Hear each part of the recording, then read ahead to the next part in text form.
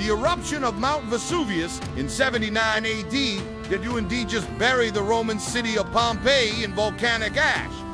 It froze time itself. Streets, homes, and bodies were preserved in terrifying detail. But beneath the tragedy lies something far more controversial.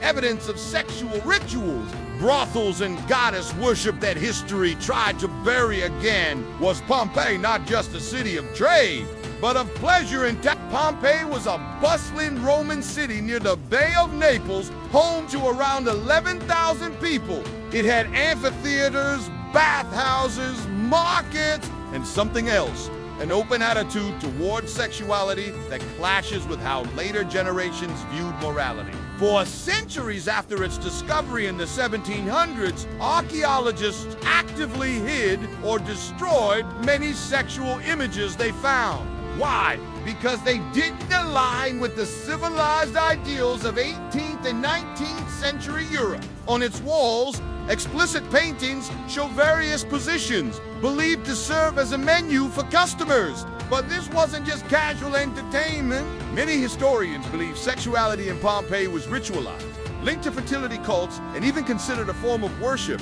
Let's face it, there's nothing quite like getting lost in the scandalous tales of ancient civilization, especially when it comes to deciphering.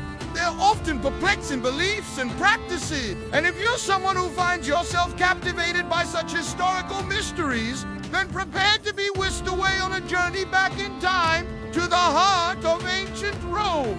Now, let's get back to the video. Pompeii held deep reverence for Venus, the Roman goddess of love, beauty, and fertility. Temples to Venus stood near the harbor, and some theorists argue that ritual sex acts were performed in her honor, possibly even within certain sacred spaces. In fact, one fresco depicts a woman lighting a sacred fire, a common motif associated with ritual prostitution in other Mediterranean cultures. But what exactly did these rituals entail? To understand this, we must first know how much we still don't know.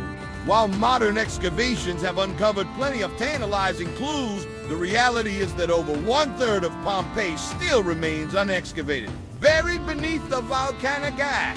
Like countless artifacts and secrets waiting to be unearthed. Could there be more evidence of these enigmatic rituals hidden beneath the ruins? The answer may surprise you. Throughout history, the goddess Venus has been venerated in various forms across different civilizations. From the Greek goddess Aphrodite to the Babylonian Ishtar, these deities embody themes of love, beauty, and fertility. But in ancient Rome, Venus holds a special place.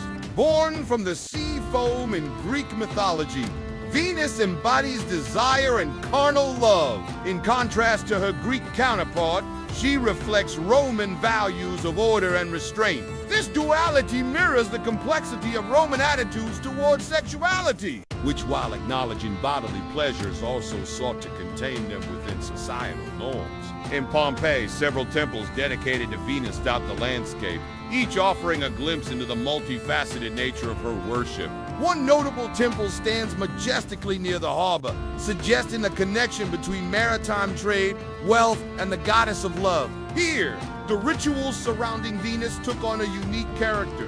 Recent studies suggest that alongside traditional offerings, some devotees may have engaged in ritual prostitution, dedicating their sexual services to the goddess. But why would a culture as sexually liberated as Pompeii's feel the need to link sex with religion? To truly comprehend this phenomena, we must delve deeper into the religious beliefs that permeated every aspect of Roman life.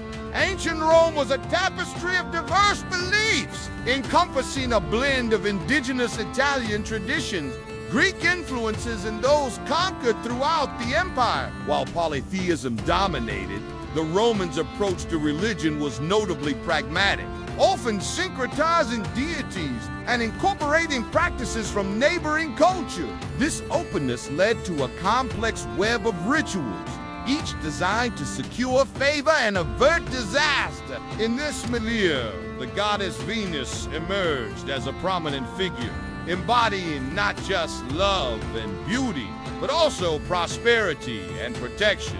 For sailors navigating the treacherous seas, A temple near the harbor became a sanctuary, a place where the boundaries between the sacred and the sensual blurred. Here, the act of engaging in sexual activity took on a quasi-religious significance, a way to express devotion and ensure safe passage for traders and travelers.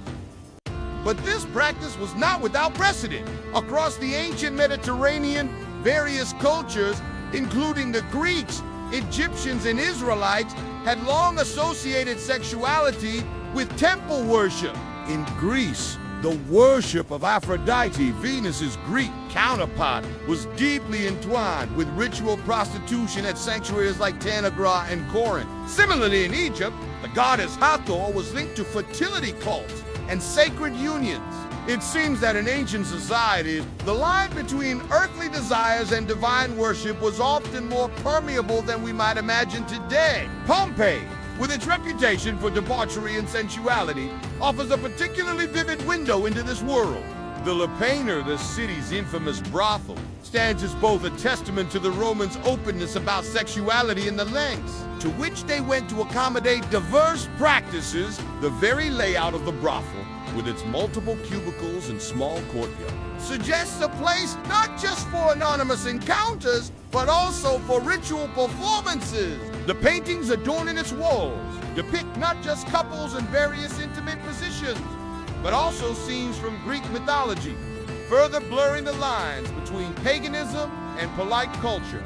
However, it's crucial to remember that ancient Pompeii was not an isolated island in the Mediterranean. It thrived due to its connections to the wider Roman world, a world that was increasingly shaped by the spread of Christianity.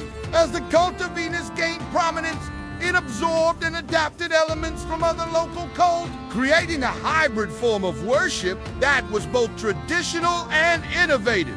This syncretism is evident in the iconography found in Pompeii, where Venus is often depicted not only as a beautiful woman, but also as a powerful, sometimes even fierce deity.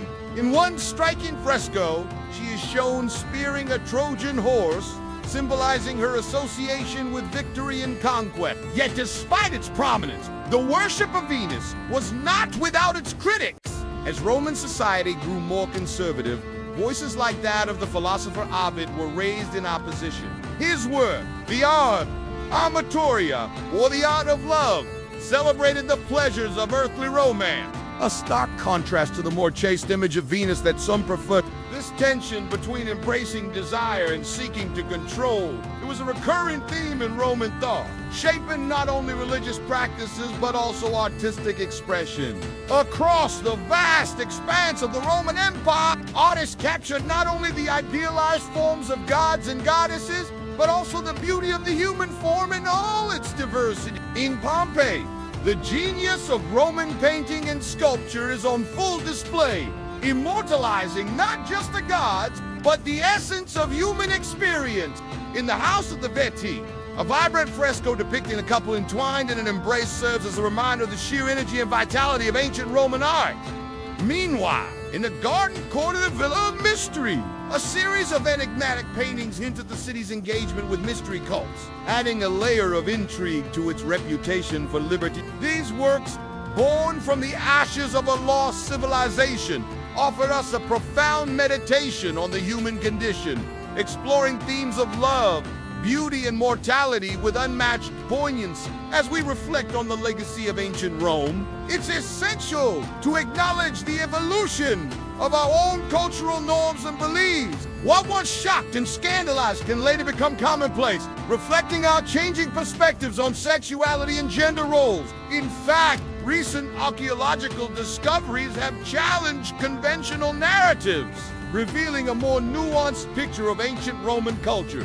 Excavations at the House of the Gladiators, for instance, uncovered a room with 7 beds, suggesting communal sleeping arrangements that defied traditional Victorian notions of Roman family structure. Such findings invite us to re-examine our preconceived notions and celebrate the diversity of human experiences across time. From the grand temples to the humblest of homes, the echoes of ancient Roman sexuality resonate through the ages, challenging us to confront our own biases and celebrate the kaleidoscope of human experiences. In the end, perhaps the true scandal of Pompeii lies not in its embrace of diverse sexual practices, but in our own discomfort with acknowledging the complexities of human nature. As we stand before the haunting ruins of Pompeii, bathed in the golden light of sunset, it's impossible not to be moved by the sheer tragedy of a city lost to history. Yet, amidst the somber silence,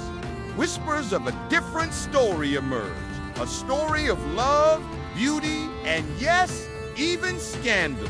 With each brushstroke and chisel mark, the artists of Pompeii immortalized not just the gods and goddesses of their time, but the full spectrum of human emotion and experience. They left behind a legacy that continues to challenge, shock, and inspire. And as we peel back the layers of history, we find ourselves drawn deeper into the enigma of ancient Rome. So, my friends, I hope you found this journey through the scandalous world of ancient Pompeii both enlightening and entertaining. If you're eager to dive deeper into the annals of history, stay tuned for more captivating tales from the past. Until next time, keep questioning, keep exploring, and keep embracing the unexpected twists and turns that history has in store for us. And remember, behind every artifact unearthed and every fresco brought to light,